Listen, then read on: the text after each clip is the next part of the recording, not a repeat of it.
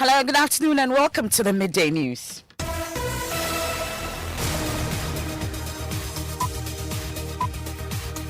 The news is live from our studios here at Kokomlemle's Joy 99.7 FM here in Accra. In Kumasi, we are live on Love 99.5 FM and affiliates across Ghana's 16 regions, including Bewa Radio in Yendi, Gaskia. Always when they come, so they will do the wood, so vote for us, they will do the big, so we have. Many hours of heavy rains in parts of the country renders many roads impassable. Heavy traffic due to flooding. We are live in the central regional capital, Cape Coast, where the situation has forced schools to shut down. Patients on admission stranded as the Cape Coast Teaching Hospital gets a share of flood waters. Look at that. It's not a for Johnson. We hear from Nadmo. Also, confusion rocks approval of municipal chief exec ballot, which was later accepted. A choice has not been made on this particular ballot, so it is therefore declared rejected ballot. We have details, plus bring you an update from the other regions, and hear from a local governance expert who says the involvement of regional ministers is to blame for the rise in tensions. The regional minister taking away the powers of the presiding members is not the best. In cases of crime, especially armed robberies, which he says must be addressed immediately. The protection of human lives and property remains paramount to Ghanaians. The IGP should take concerted efforts to protect police officers in the fight against criminals. We'll hear from President Akufo-Addo, who says 3 new helicopters acquired for the police to deal with crime will arrive in the country next month. The duty remains committed to resourcing the service. Authority and the club licensing board are clashing over the suitability of Premier League grounds. We have more from Kwame Banuako in about 20 minutes. And in showbiz, 32 song titles and a testimony of the goodness of the Lord and His Son Jesus. We shine the spotlight on gospel duo Tego Sisters. We have that and more in this edition of the Midday News with me, Emefa Apau. Thanks for choosing us. We are your home of independent, fearless, and credible journalism. Look at Abra, Stadium Junction. This is Abra for you, Junction. Itabufuma, local. Stadium Junction. Downpour. Roads have been rendered impassable with its resultant heavy traffic in the capital, Accra. In the central region, which has been heavily hit, has forced authorities to shut down schools. Even the Cape Coast Teaching Hospital was not spared. Some wards have been flooded. He joins us on the line.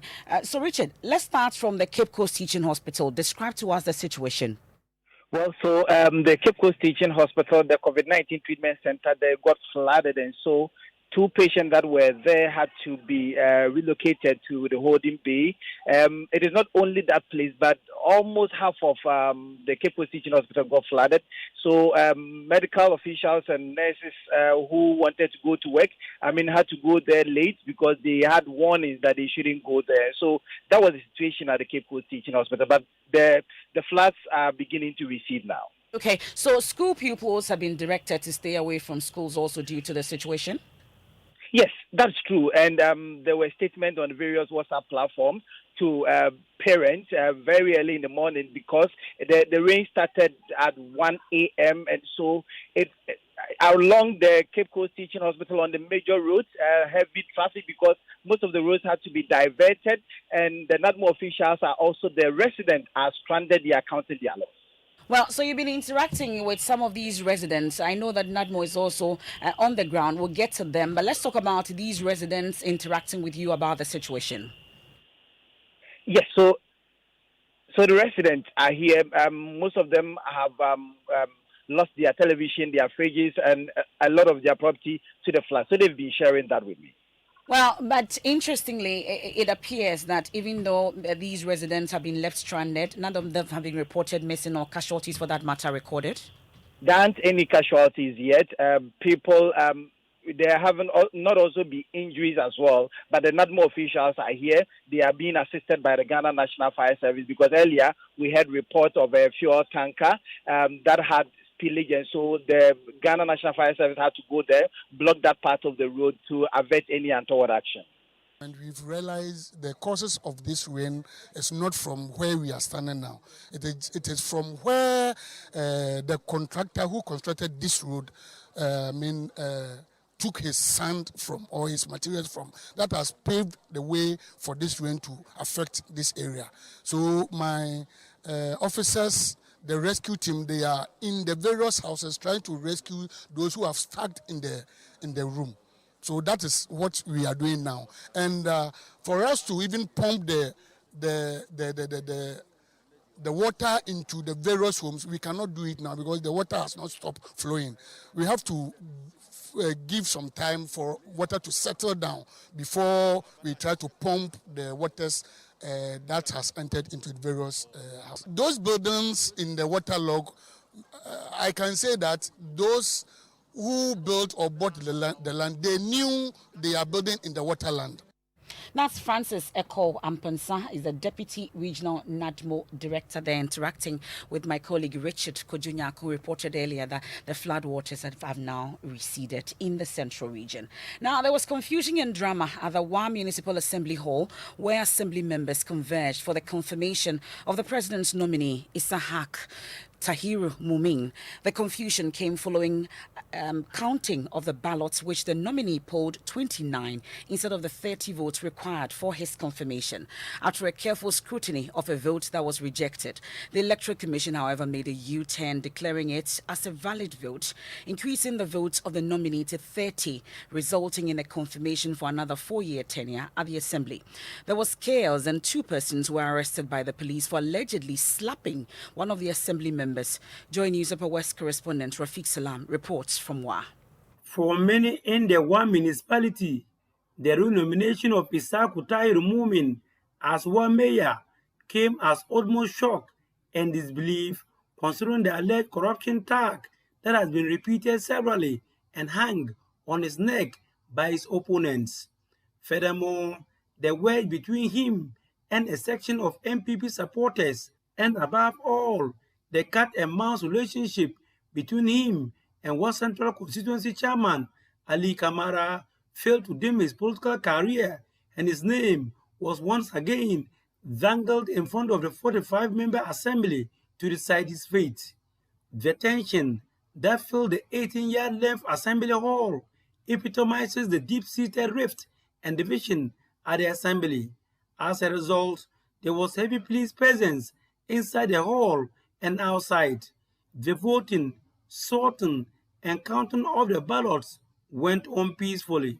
However, it was the same with the announcement of the results. A choice has not been made on this particular ballot, so it is therefore declared rejected ballot. One rejected ballot. There were counter-arguments from bleeding-heart defenders of the president's nominee, insisting that the ballot that was rejected was valid for them and that the nominee has gotten the 30 votes required for his confirmation. It led to confusion and altercation, resulting in the assembly member for the Dego residential area allegedly slapped by one Admuda. Admuda was quickly arrested by the police. Another unidentifiable person was also arrested by the police as a result of the ensuing confusion. The Electoral Commission, however, made a U-turn and the results declared. The yes votes were 30, representing 66.7%. Honorable Alhaji Isahaku Mumin Tahiru is confirmed and declared as the honorable member for the Assembly. One municipal director of the Electoral Commission, Bernard Alaglo, further explained why. The intention of the voter is clear. He did not make any mark on the no column. It was just a stain outside the territory of what is required of us. There was not much excitement outside the hall, which is arguably a reflection of the Wa Township. The re-election of Isaaku Tahiru Mumin for some is seen as a party victory, and he himself is already aware and has sounded apologetic after he was confirmed. And I've opened the doors already for those who feel that my first tenure has not been so much good for them, that they should come in, and I'm ready to improve upon what happened in the previous period to bring everybody on board.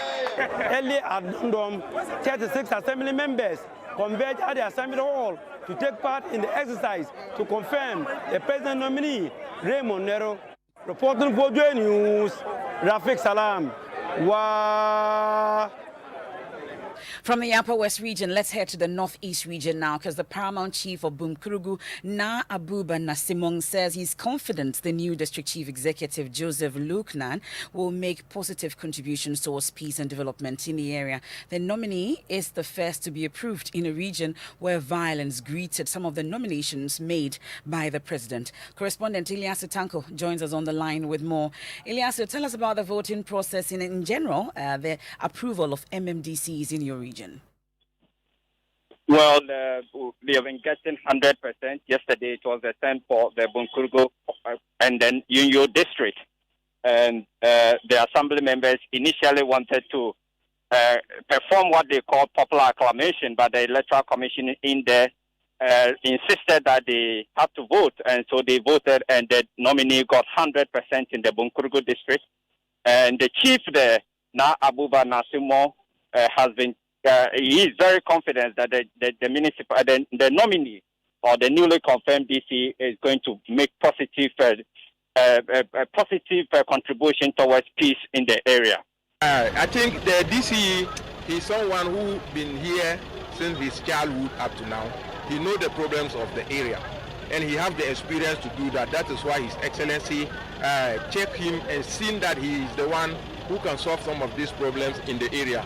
So that is why he chose that boy to come and iron those things for us. And I hope he will do that. That's the Bumkurugu chief there, Na Abuba Nasimong. Now to the Bono region, where the Sunyani East Constituency Secretary of the New Patriotic Party, Ansu Kumi, has been endorsed by the Assembly after securing more than 2/3 votes required. Precious Semevo has been monitoring the approval of DCEs in the region and joins us with more. Precious, bring us up to speed on the process so far.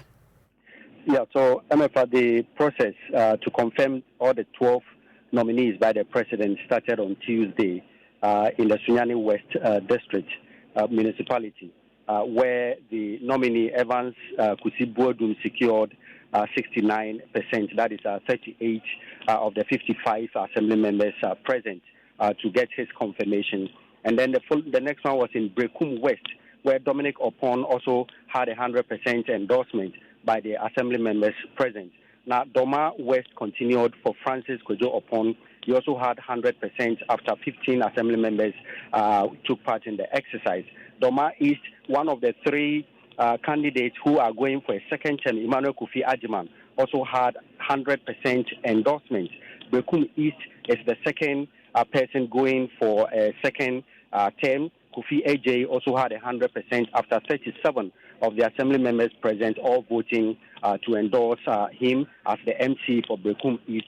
Sunyani East happened yesterday, as you rightly said. Kofi Ensu, the secretary for the NPP in Sunyani East and a former presiding member of the assembly, also secured 85.1% to go through. Now, this morning, Banda has been confirmed, where Emmanuel Akone also secured 100% confirmation.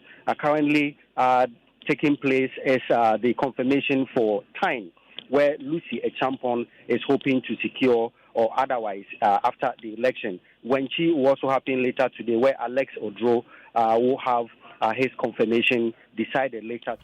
That's my colleague Precious Semevo reporting from the Bono region. Well, in the Western region, there was a report about the NPP party office being vandalized because of the process that went on there. But the local government analyst, Dr. Richard Fiadomo, is meanwhile raising concerns over the involvement of regional ministers in the confirmation process. He says this is what has accounted for violence in some areas. He spoke on News Desk on the Joy News channel.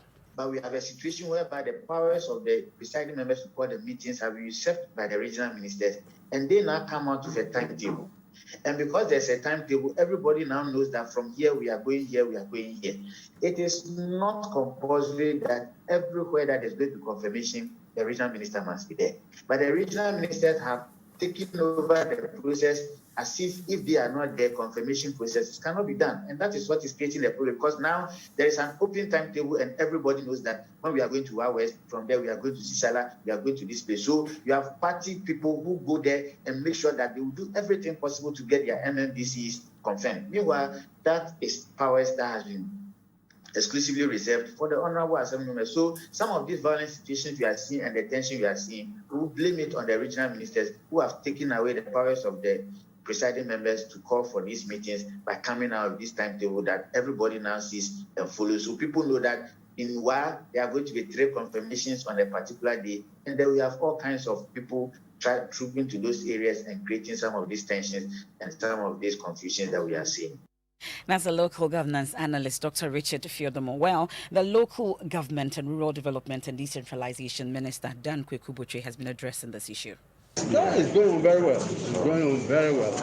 And I'm very happy how the regional ministers who were charged by Mr. President to see to that the process for the confirmation takes off very well, has been done very well. They are moving throughout the whole country, the districts in their various regions, and the Electoral Commission is conducting the exercise, the confirmation process. And the reports coming very, very encouraging. But we should all understand that's what the Constitution says.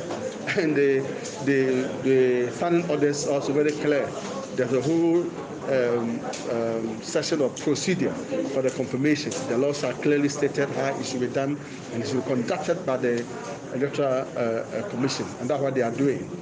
If you don't, you have to get to tests of members of the Assembly present and voting.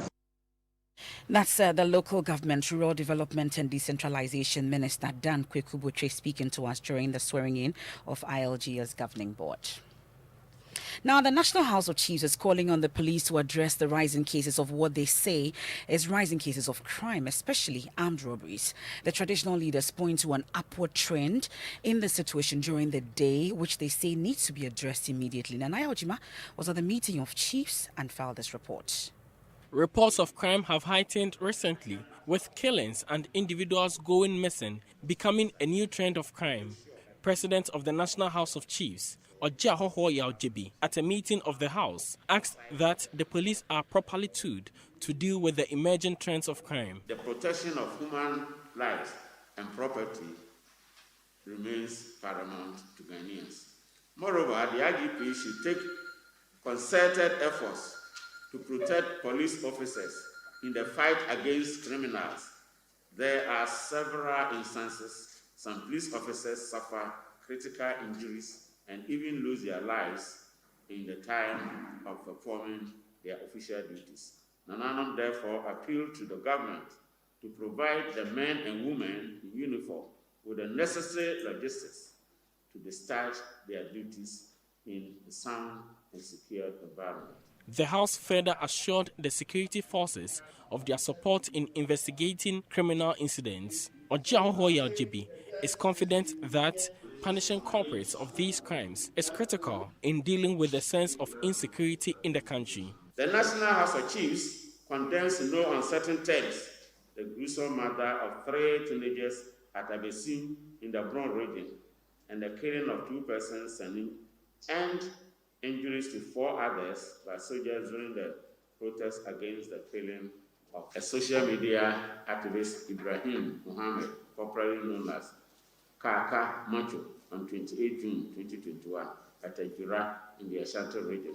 Nananum shall continue to provide our unflinching support to the security services to fish out the perpetrators of these heinous crimes to face the full rigors of the laws of Ghana. Meanwhile, the House wants Assembly members to consider the interest of their localities in approving nominees for positions of Metropolitan, Municipal and District Chief Executive. For Joy News, Nanaya Ojima, Kumasi.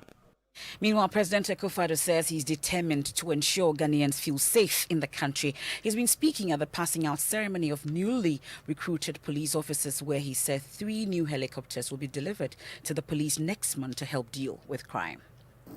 Government, in recognition of the difficulties and dangers confronting police personnel in the discharge of their duties, remains committed to resourcing the service by the provision of adequate personnel and logistics to enable them deliver on their mandate. To this end, since I came into office in January 2017, a total of 568 vehicles, including 15 operational buses, have been presented by government to the service, a feat unprecedented in its history. Apart from the existing formed police unit FPU in Accra, an additional 22 light armored vehicles have been procured for use by the FPUs to be established in November in the northern, Upper East, and Ashanti regions. In the next 1.5 years, FPUs will be established in the remaining regions that do not have FPUs. President Akufo-Addo. This is the Midday News here on Joy 99.7 FM. We'll be looking at the flooding situation, especially in the central region where the Cape Coast Teaching Hospital the situation has left patients stranded, and then also schools have been forced to shut down as a result of the heavy downpour. Also, when we return, we have sports, and law lecturer asks for public elections to elect the country's Attorney General and Special Prosecutor, arguing the current appointment by the President breeds corruption. And later in showbiz, Joy Entertainment shines a spotlight on gospel duo Tego Sisters.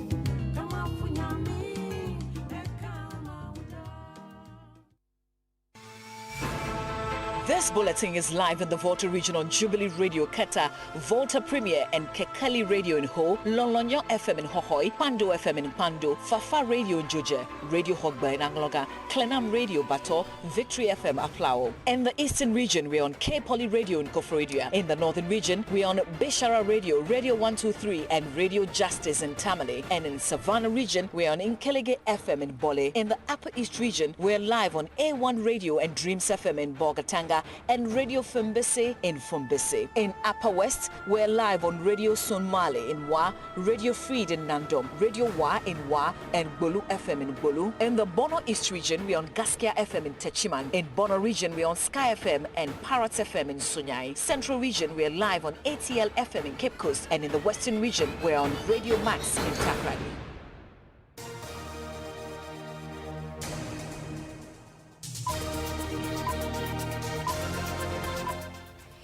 Thanks for staying with us. It's time for sports. Thank you, MFI. And the chairman of the Club Licensing Committee, Kwame Banu-Akon, has dismissed the National Sports Authority's claims at sidelining in the stadia inspection process. Now, you might recall that here on Joy News, we told you that last week, the Club Licensing Committee released a list of approved venues for the 2021-22 season, and their rejection of the CAF-approved Accra Sports Stadium and the recently renovated Baba Yara Stadium was to the bewilderment of the NSA. Here's a reaction from Mr. Banu-Akon this morning. The point is that the National Sports Authority has not applied for a license before the Club Licensing Board. It is Accra has a vote, and those who use the venue and they apply for license before the Club Licensing Board. One of the things they are supposed to prove is that they have the permission of the National Sport, or the owner of the venue. Okay. So in this case, we don't really want to know who owns the venue. The venue, yeah. And in doing so, they are telling us they have been given the permission to use the venue. Whose responsibility is it to communicate to National Sports Authority? Club, no. Is it the Club Licensing Board? Daddy. Do you have a contract with the National Sports Authority? No. Has the National Sports Authority requested for a license? Daddy. No. The inspection is between the Club Licensing Board and the license applicant, not the venue owner. We'll be continuing the story and looking at it quite closely as the Ghana Premier League is slated to kick off on the 29th of this month. Thank you very much, Gary. Now, law lecturer at the University of Ghana Law School, Clara Berry Kasati, is advocating a constitutional amendment that would require the position of an Attorney General and Special Prosecutor to be elected. Mrs. Kasati says the inability of attorney generals in the past to defend the state against judgment debt is because of the allegiance to the president and the governing party. She's been speaking at the 6th Kojoba Radio Memorial Lecture held in Accra yesterday. This will, of course, this is going to require an amendment of Article 88 of the Constitution so that we separate the role of the Attorney General in a manner that while the Minister of Justice can still be an appointed official or a political official, the role of prosecution and initiation of civil proceedings on behalf of the state can be performed by the elected official who will be accountable directly to the Ghanaian people. So it is time that we have an Attorney General who answers directly to the Ghanaian people. And then we do not have to worry that we may have judgment debts. That's Mrs. Clara Berry Kasati, and it's just a few hours away because the countdown is on. If you missed the Achimota Mall and then also missed the West Hills Mall, you have an opportunity to decide whether to buy or rent a home. We're going to the Junction Mall tomorrow, and then also on Sunday is the Joy News EcoBank Habitat Fair. The fair will take place there, and then also on that's the 2nd and the 3rd of October, just so you don't forget, is at 8 a.m. and 8 p.m. daily on the theme home ownership, to build or to buy. Well, that's not all. Programs manager for one of the major exhibitors, Planned City Extension Project, Daniel Ohene Edu, promises there'll be lots of giveaways. A lot of patrons would pass by. We are going to have some giveaways for those that have registered online, to pass through the Junction Mall Mini Habitat Fair, and for those who actually come there to apply. We are going to have some giveaways. One can have up to 30% giveaway on your initial deposit.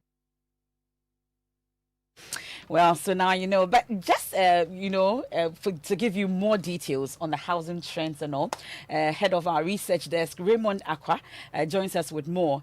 Raymond, are you building or renting? What? Or buying? Renting. So you're hoping to buy or rent? Buying or is build. the alternative. Building is not. Okay, so you'll be at the Junction Mall tomorrow. Yes. But let's understand, the housing trends. Give us all the details. So we know that Ghana's number of households have actually grown 5-fold since 1970, and now the number of households stand at 8.3 million. And one more thing you should know, that even though the households are on the increase, the number of people who constitute a single household are on the decrease. In fact, Greater Accra and the Eastern region have the lowest, that's 3.2. Okay. The average is 3.6, and the highest is Northeast, actually. Between Greater Accra and the Eastern region, some of the nice numbers are from Volta and also the Central region.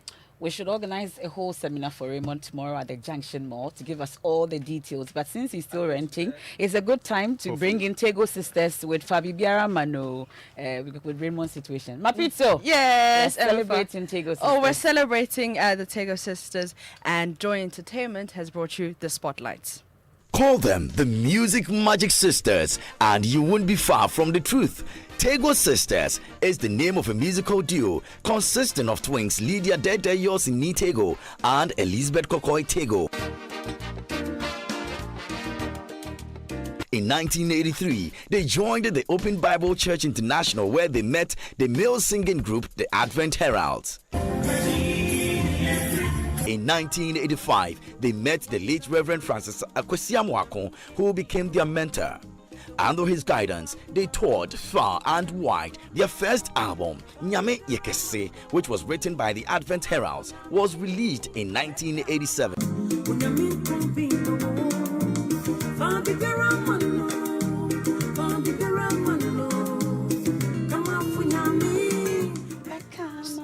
So we're celebrating the Tego Sisters today at MFR on Joy Entertainment. So go to our Facebook page, Joy Entertainment, share your messages, any requests you have, we'll bring it to you. And the whole day you'll be hearing songs from the Tego Sisters. And that's how we wrap up today's edition of the Midday News here on Joy 99.7 FM. On myjoyonline.com, about 400 refugees left at Budumburam will be taken care of. Acting head of the Refugee Board on Demolition Exercise. Policymakers having been committed to dealing with the impacts of petroleum pricing. Senior Hosi, that and more on myjoyonline.com. I am MFR Paul. On behalf of the entire team, we say many thanks for your company. Living Word with Pastor Mensa Otaville is up next.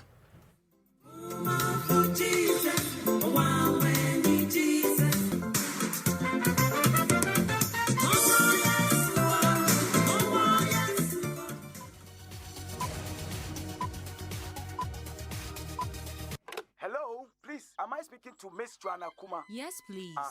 My name is Philip and I'm calling from MTN. Someone has just sent you money and we will need you to enter your PIN number